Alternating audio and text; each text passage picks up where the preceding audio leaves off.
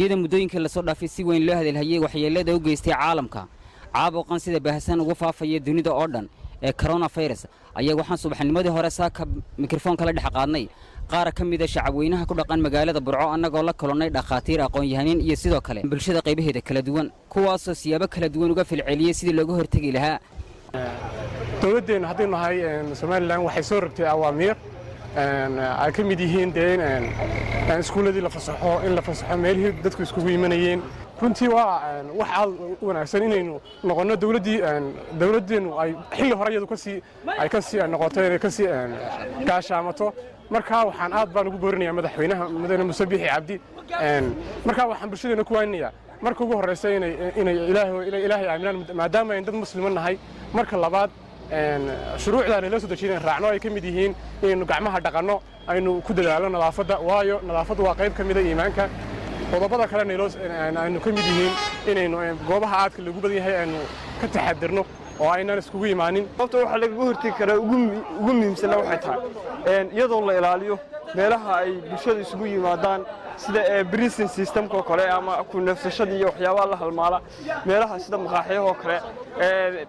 goobaha waxbarashada oo kale goobaha kale iyana kulmiska ah meelaha aadka loogu badan yahay dadku isugu yimaadaan iyadoo aad looga taxadiro iyadoo ay ilaaliyaan qof kastaaba isagoo mas'uuliyad haddana haya waliba xagga naftiisa inuu si nidaamsan wixiisa u ilaaliyo in nadaafadda aad loo ilaaliyo in sidoo kale laga digtoonaado in dadku ay mar walba ama dadkii laga wacyigeliyo la siiyo wacyigelino badan oo ku saabsan coronavirus-kan maanta dunida ay ka qaylinayso meesha xun la maraya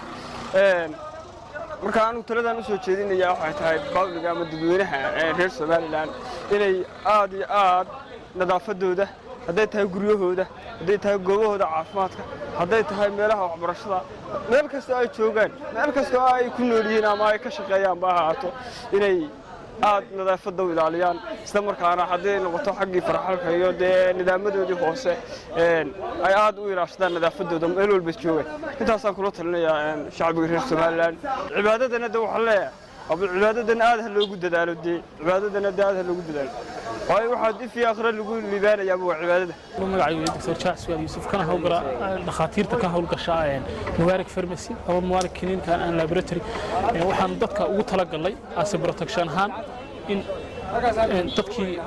si la soo gudbinayay la yareeyo ama sidii la soo gudbinayay yaani laga taxadaro dadkii lagu wacyigeliyo aan ku wacyigelinta karaankayaga aan ku wacyigelino una sheegno